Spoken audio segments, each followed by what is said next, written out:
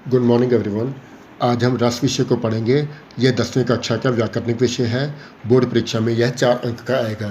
तो आइए हम समझते हैं रस। आपका स्वागत है मेरे YouTube चैनल पर। सब्सक्राइब करें मेरे YouTube चैनल को, जिसका नाम है केकपुर हिंदी क्लासेस, और दबाएं घंटे का बटन, जिसमें आप पाएंगे नवीन जानकारियाँ सबसे पहले। अगर आपको वीडियो अच्छी लगे तो लाइक करें, ज़्यादा से ज़्यादा शेयर करें, ताकि सभी जानकारियाँ सभी को आसानी से मिल सकें। आपको इस वीडियो पर अपने कमेंट अवश्य करें और सुझाव दें, ताकि इसमें सुधार किया जा सके। काव्य शास्त्र में रस के अर्थ को आनंद कहते हैं। हर व्यक्ति के अंतर में रस होता है। जब किसी व्यक्ति, वस्तु या स्थिति को देखकर मानव के मन में जो भाव प्रदर्शित होते हैं, उसे रस कहते हैं। रसात्मकम वाक्यम काव्यम, अर्थात रसयुक्त वाक्य ही काव्य है। रस के अव्यय। रस के 4 अव्यय हैं: स्थायी भाव, विभाव, अनुभाव और संचारी भाव। आइए एक एक करके हम इनको समझते हैं। स्थायी भाव। जो भाव व्यक्ति के मन में स्थायी रूप से रहते हैं, उन्हें स्थायी भाव कहते हैं। विभाव। जिस कारण से व्यक्ति के मन में स्थायी भाव जागृत एवं उद्दीप्त होता है, उसे विभाव कहते हैं। विभाव के 2 भेद हैं: आलंबन और उद्दीपन। आलंबन। जिस व्यक्ति या वस्तु के कारण मन में स्थायी भाव जागृत होता है, उसे आलंबन विभाव कहते हैं। उद्दीपन। स्थायी भाव को उद्दीप्त अर्थात तीव्र करने के कारण को उद्दीपन विभाव कहते हैं, जैसे नायिका का रूप सौंदर्य, ऋतु परिवर्तन, चांदनी रात इत्यादि। आलंबन के भेद। आलंबन के 2 भेद हैं: आश्रय और विषय। आश्रय। जिसके हृदय में भाव उत्पन्न हो, उसे आश्रय कहते हैं। विषय। जिसके कारण भाव उत्पन्न हो, उसे विषय कहते हैं। उद्दीपन के भेद। इसके 2 भेद हैं: विषयनिष्ठ उद्दीपन विभाव और बाह्य उद्दीपन विभाव। अनुभाव।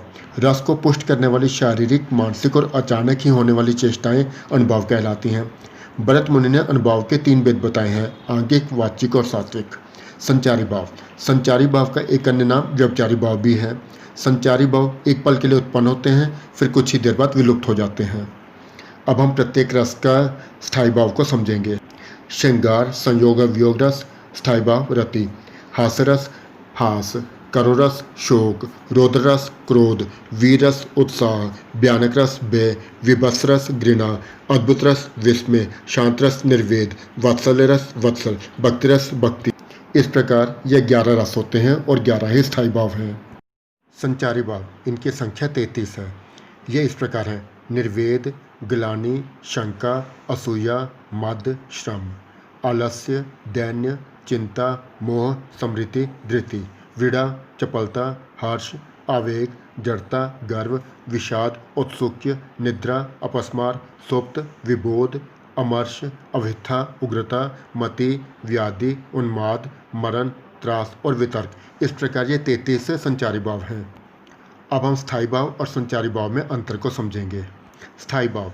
स्थायी भाव प्रारंभ से जुड़े होते हैं और अंत तक बने रहते हैं।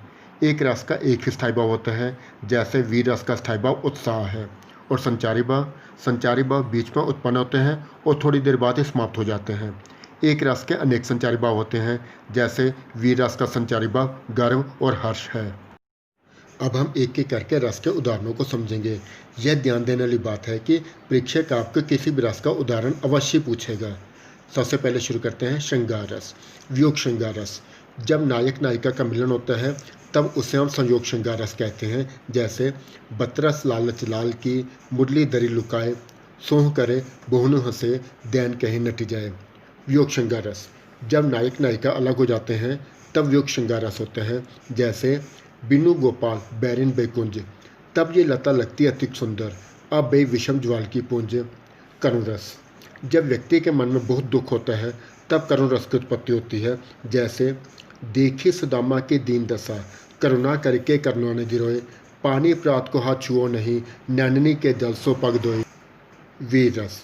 जब विषय और वर्णन में उत्साहयुक्त वीरता के भाव को प्रदर्शित किया जाता है, वहाँ वीर रस होता है, जैसे मैं सत्य कहता हूँ सखे, सुकुमार मत जानो मुझे, यमराज से भी युद्ध में प्रस्तुत सदा मानो मुझे। हे सारथे, हैं द्रोण क्या, आवे स्वयं देवेंद्र भी, वे भी ना जीतेंगे समर में, आज क्या मुझसे कभी। हास्य रस। जब किसी स्थिति को देखकर मन में हंसी आ जाए, वह हास्य रस होता है, जैसे पत्नी खटिया पर पड़ी, व्याकुल घर के लोग, व्याकुलता के कारण समझ ना पाए रोग, तब एक वैद्य बुलाया, इसको माता निकली है, उसने यह समझाया। यह काका कविराज सुने, मेरे भाग्य विधाता, हमने समझी थी पत्नी, यह तो निकली माता।